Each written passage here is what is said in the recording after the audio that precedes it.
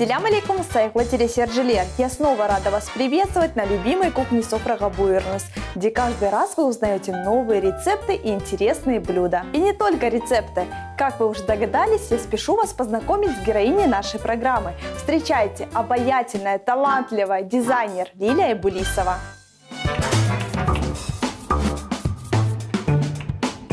Одежда, которую мы носим, помогает выразить свои вкусы и преподнести себя миру.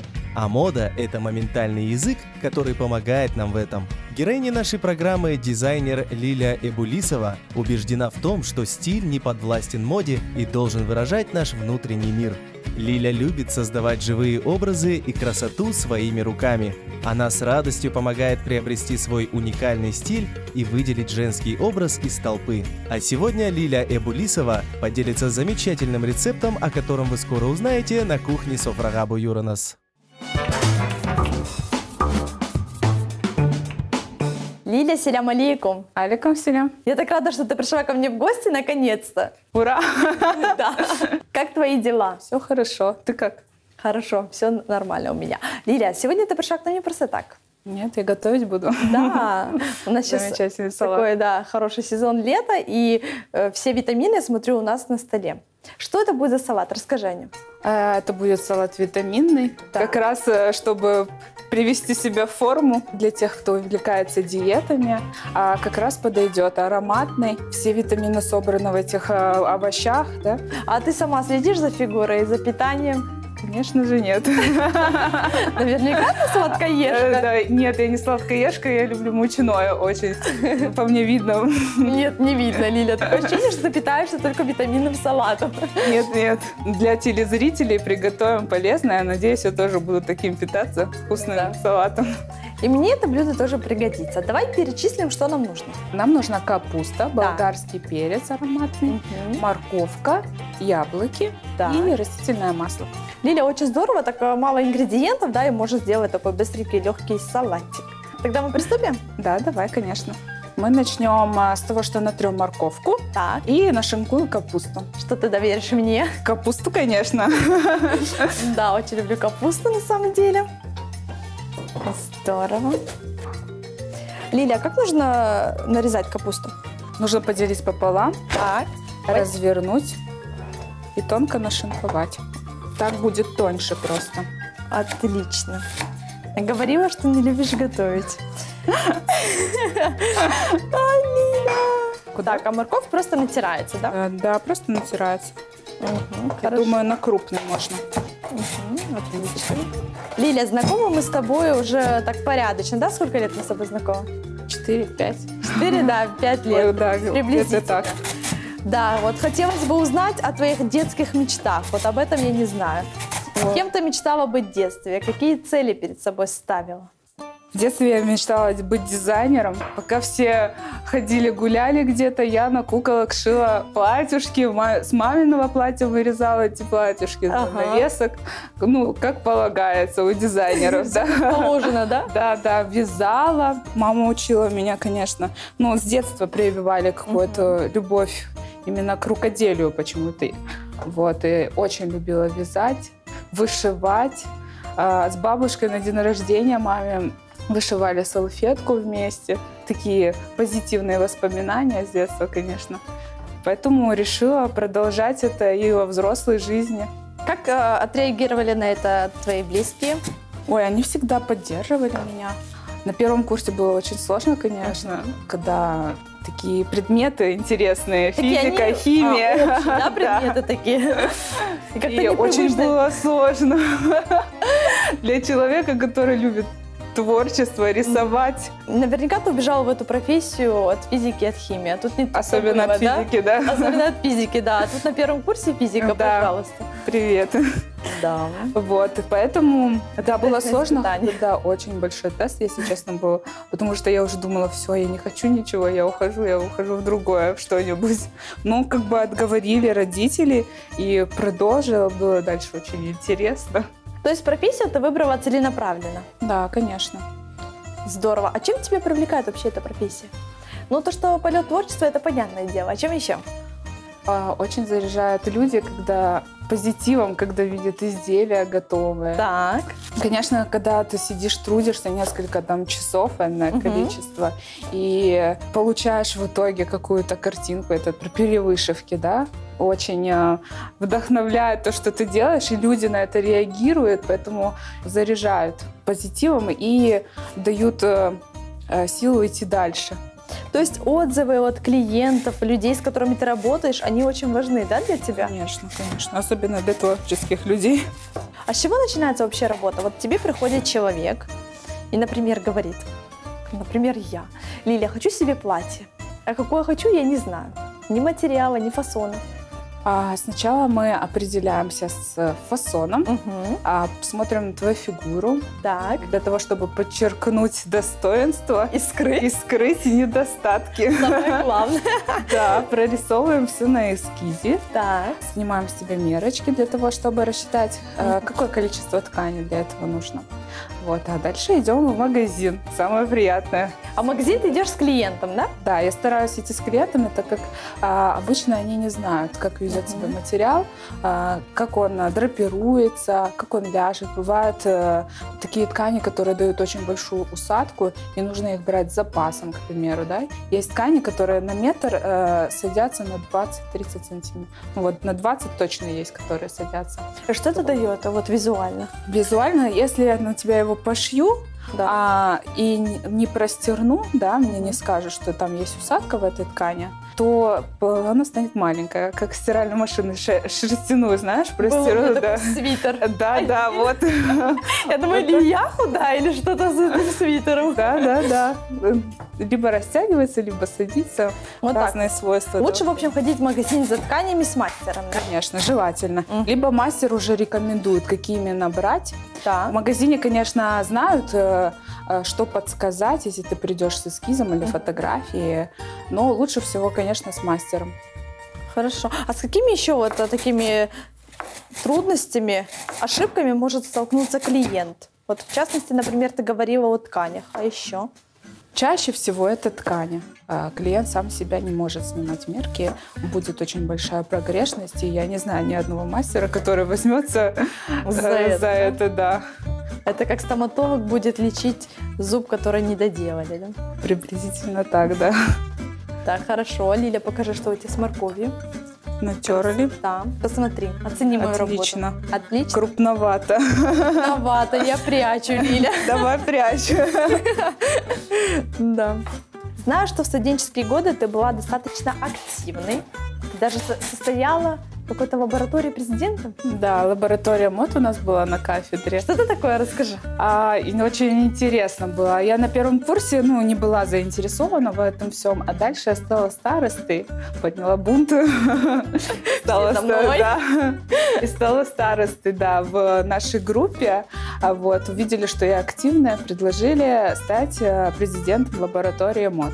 А в этой лаборатории ежегодно отшивается какая-то коллекция по эскизам студента, который выиграет в конкурсе, который проводится на всех курсах нашей специальности.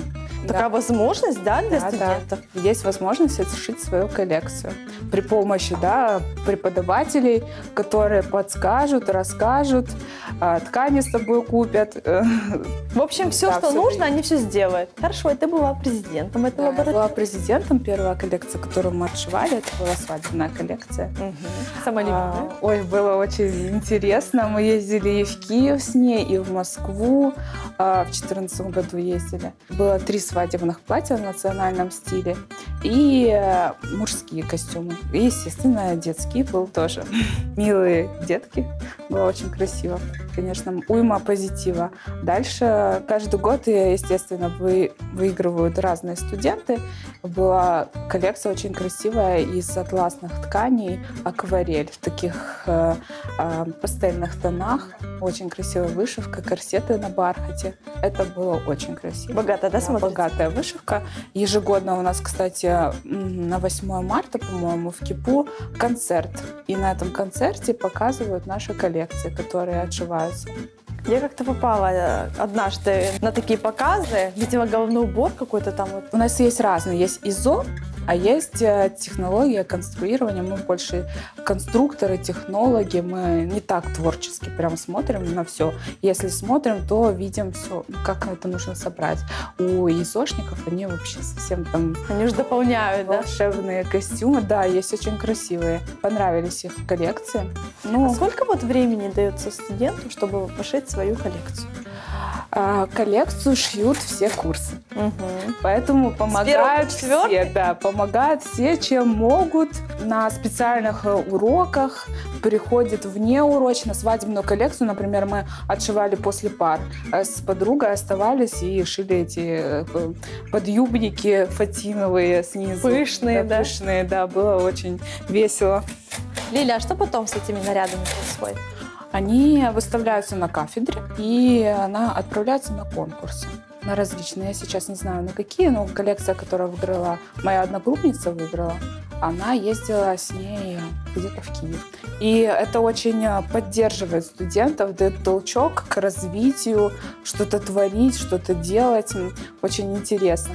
Как развивалась твоя дальнейшая профессиональная жизнь после обучения в университете? Ты вышла с дипломом. Вышла с дипломом и не знаю, что делать. Что делать? Я не знала, да. Я действительно... Я ходила, думаю, буду педагогом. Так. Мы же педагогический университет, да? Есть возможность преподавать. Да. Буду учителем ИЗО, трудов и так далее. Но судьба, слава богу, сложилась по-другому. Меня никто не брал в школу. И Гульназа Запаевна, наш завкафедры, позвала меня. В августе позвонила, говорит, приходи. Я пришла, и приехал директор фабрики швейной, нужен был конструктор на швейную фабрику по пошиву мужских костюмов. Угу. Вот, было очень страшно туда ехать. Он меня забрал. Куда там это? Фабрика находится на Залесской. Ну в городе. Да, в городе, да, у нас. Было страшно, конечно. Официальная встреча такая, да? Да, Ты согласилась сразу? Конечно, это так сказала, интересно. Нет, это так интересно. Тем более, что у нас фабрика вообще в Симферополе нет таких больших, а тем более по пошиву костюмов. Это такая прям серьезная работа. Да, очень интересно было работать там. Уйму эмоций получила, уйму знаний, естественно, получила. Даже мы отшивали фраки на филармонию. Да ты что, такие масштабные, да, мероприятия? Да, на казаков шили мы. То есть, очень интересная работа. Тебе это нравится, да, Лиля? Очень-очень нравится. На самом деле. Это хорошо, когда любишь свою работу, свою профессию. Тогда ты готова днями и ночами за ней сидеть. Да, это правда. Я готова ночами сидеть, сижу до 2 часов ночи, то рисую, то вышиваю. Людям не даю спать вокруг. Лиля, вот ты говоришь о том, что работала на фабрике, да? Это хорошая школа? Да, школа жизни. Для студентов. Да, очень. К нам студенты, кстати, приходили на практику при мне, да. Увидеть воочию, как работает фабрика, это большого стоит. Я лично ездила в Харьков, когда учились, у нас были практики. И мы ездили в Харьков, там такие фабрики огроменные просто. Поэтому я сразу согласилась на эту должность, потому что, это опыт, когда отшивается масштабно, когда сидят там 20 швей в потоке, и каждая на своей операции, и делает свое дело, и это выходит... конвейер, да? Да, конвейер. Каждый делает свое дело, и в итоге выходит пиджак, целое изделие сложное, но очень сложное по сравнению с женским, например. Там нет таких прокладок, усилителей, чтобы все стояло. То есть мужская одежда, она намного сложнее, да, чем женская? Да, сложнее. Сейчас, конечно, каноны немного меньше стали, как более мягкие пиджаки стали, да, а раньше они были формоустойчивые. Помните, такая грудка, такая колесом, плечи. Конь прям. Да. Сейчас немного помягче стало, но все же оно должно быть формировать грудь, да, делать узенькую талию, чтобы спинка была большая. Да. Подчеркивать достоинство мужчины. Скрыть животик, соответственно. Сколько секретиков нужно знать. А тебе какую одежду больше нравится шить? Мне нравится вечерние, свадебные. наряды, да. Я же девушка. Да. Поэтому я параллельно работала в свадебном салоне. Как тебе удавалось совмещать? Это было, я не знаю. Я как вспомню, видимо, молодая была. Ой, сейчас ты очень старая, Лиля, сейчас ты прям очень старая. Я старше на 3 года. Поэтому Встретимся с тобой в 70 лет тогда. обязательно Скажи, я передача. молодая. Да, мне 18. Да. Совмещать было тяжело, но это интересная работа. Работа с невестами вообще интересная Да. становится. Когда эти примерки, слезы, то это не нравится. Эмоции, то- нервы, да, вот эти Да, вот? конечно. Это же невеста, она переживает, как она будет выглядеть. Ой, кошмар. Да, это было весело. Ночами сидишь, шьешь, лишь бы это платье выдать. Да. Лилия, тяжела, что в будущем у тебя был такой свой собственный салон свадебных Смет. да, платьев, где будут приходить счастливицы. И будем шить. Да. Ты приходи. Да. Свет. Лилия, ну все, всю капусту я нарезала. Натерла, да? Морковочку. Красота. Теперь приступим к следующим ингредиентам. Какому? Да, тебе яблочки даю натереть, Так. а я буду нарезать перец. Хорошо. Лиля, раз мы на кухне, тогда задам соответствующий вопрос. Готовишь ты часто? Ой, не часто я готовлю. Я не верю тебе. Ты мне показала, как шелковать капусту. Ты Ну, готовишь очень часто. Нет, я знаю, потому что я из многодетной семьи, естественно, мне приходится готовить как-никак. Но чаще всего у меня готовит либо мама, либо сестренка. Так. И у них это очень хорошо получается. И меня это устраивает, скажи. Да, и меня устраивает. Просто когда я готовлю, у меня все горит. Доски, тряпки, все на свете, все пылает. Я думаю, дело времени, знаешь. Выйдешь замуж, ох и научишься этим всем оперировать, и будет все получаться хорошо. Да, я А надеюсь. какие любимые блюда у тебя есть? У меня любимые блюда те, которые я не готовлю. Ну, допустим, мамина. Мамина манты, Манты. конечно. Ручное. 30 человек на программе подряд у нас говорит, что любимое блюдо – это манты. Это очень вкусно. Я тоже люблю манты. А недавно я попробовала пикоди. Такое корейское блюдо из дрожжевого теста с начинкой различной. Может быть, капуста кислая, либо мясо. И делаются пирожочки и ставятся на мантышницу. И Это на такое... пенсе похоже, да? Да, очень вкусные, менее калорийные, чем жареные пирожки. Так что возьмите на заметку. Да, на заметку. Лиля, откуда берешь вдохновение? С интернета. С интернета, с природы, что-то красивое, какой-нибудь красивый цветочек, я не знаю. Всегда вдохновляют. Люди вдохновляют тоже, потому что они видят то, что я делаю, и, естественно, хочется еще что-то сделать такое, чтобы удивить кого-нибудь. Очень вдохновляет индийская вышивка, очень красивая. Индийская? А чем она отличается? Она отличается тем, что они вышивают крючками на больших полотнах, размером с наш стол. Да ты что? Натягиваются юбки, да, и на них сидят мужчины и вышивают специальным индийским крючком, длинным бисером, с золотыми нитями, канителью. Это очень красиво. Мужская работа? Да, мужчины вышивают. А ты не пробовала такую технику? Пробовала. Очень интересная техника, но нужны для этого большие площади, Ага. чтобы поставить этот стол. Я пробовала на небольших пяльцах. Очень удобно вышивать, конечно, но хотелось бы и на больших таких пяльцах, которые юбка натягивается, да, и вышивается. Ну, хасмет, все Посмеется впереди, Все да. сделаем, да. Это искусство у нас вообще распространено? С каждым годом все больше и больше распространяется. Все, наверное, заметили. Но Особенно чаще крымско-татарское крымско-татарская, тема, да. естественно, да. А какая же еще? Да. Колоритная, Да. своя, родная. Чаще всего это машинная. Она дешевле, более доступная. Менее да? затратно по времени, да? Конечно. Особенно если на поток поставить один и тот же рисунок, то, естественно, оно быстрее окупится. Далее идет вышивка ручная, Да. она более дорогая. Но чаще всего вышивают золотошвейки и гладью. обычной золотой нитью. Очень редко встречаются те, которые вышивают бисером. Канителью, соответственно, еще меньше. Канитель нет, не знаешь. Канитель. Расскажи мне по секрету. Да. Это такая крученная, очень тонкая позолоченный металл. И он растягивается, как пружиночка. И нарезается, как тебе нужно. Вдевается, как в бисеринку, и пришивается. И получается, как будто металл натянут на ткани. Ой, красиво, да, Очень наверное? красиво, да. Это здорово. Лилия, ты говорила о том, что у тебя большая семья. Расскажи о своей семье. 5 нас. Так, машалла. Да, у нас мать-героиня, наша мама. Вот, я самая старшая. Привет, мамочка. Ваша дочка готовит. Да. Очень вкусно. Я самая старшая. Дальше у нас двойняшки. Брат, сестренка, да. И помладше у нас в школе учатся девочки 2, Эмилска и Луиза. Какая обязанность падает на плечи старшей сестры? Ой, раньше было очень много обязанностей, сейчас я их скинула. Какая умная сестра. Да, да. Ну, я смотрела за ними, теперь они смотрят за мной. Все в порядке. Какие у вас семейные традиции в семье? Традиции обычно собраться за столом всей семьей дружно. Это часто бывает? Ну да, мы стараемся по возможности ужинать всем вместе за столом. Это сближает и весело, естественно.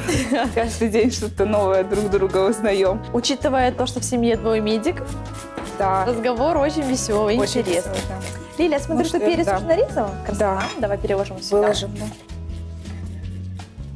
Какая умничка, хозяюшка, молодец. Слышите, Анашка будет смотреть передачу. Я стараюсь как-то громче говорить это. Ну что, я нарежу зелень, да? Да, Дружку. Лиля, сейчас, я знаю, у тебя есть ателье, да? Ты совместно с напарницей своей работаешь. Расскажи подробнее о своей работе. Да, открыли ателье недавно. Мечта сбылась. Наконец-то. Поздравляю, Да, мечта да. маленькой Лили сбылась. Да. И причем это так спонтанно случилось, буквально за месяц это все произошло. И мне мама помогла найти напарницу замечательную, Тамил, которая очень хороший мастер, очень аккуратный. Я поздравляю, Лиля, тебя с открытием. Желаю тебе Спасибо профессиональных успехов. Спасибо большое. Лиля, чем отличается швея от портнихи? Портной всегда знает, как раскроить изделие и как посадить его.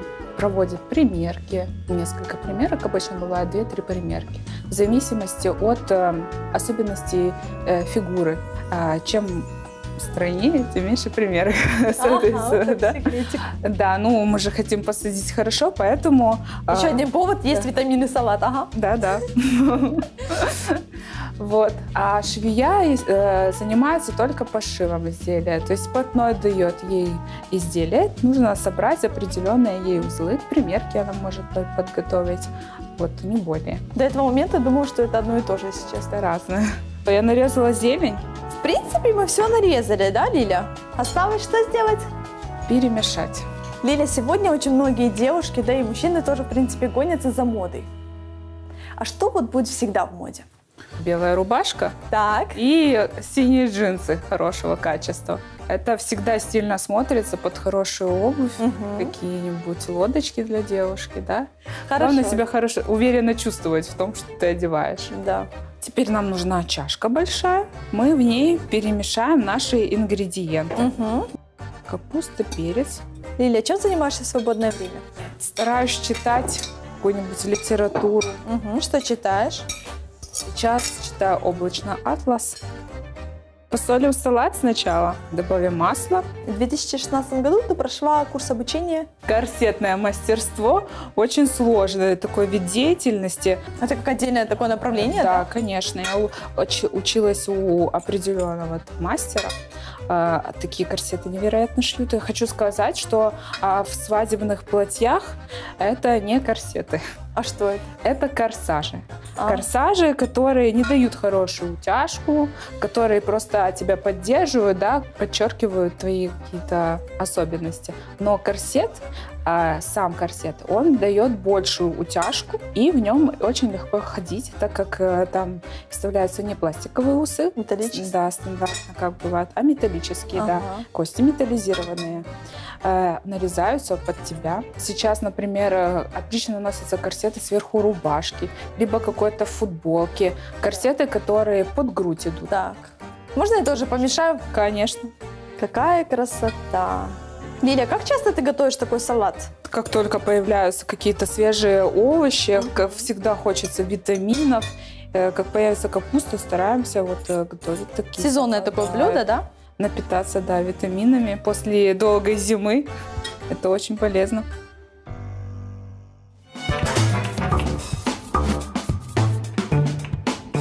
Дорогие телезрители, вот, собственно, результат наших стараний. Посмотрите, какой замечательный салат у нас получился. Мы отлично потрудились. Да. Все мелко накрошили. Так, все как под линеечку, да? Да, все отлично. Мне нравится, а тебе? Тоже нравится. Лиля, какие мечты, цели, планы на ближайшее будущее? Поделись. На ближайшее будущее хочу свою коллекцию отшить. Так. В национальном стиле, естественно, каких-нибудь свадебных халатов. Поэтому жду невест к себе в ателье для того, чтобы что-то творить невероятное.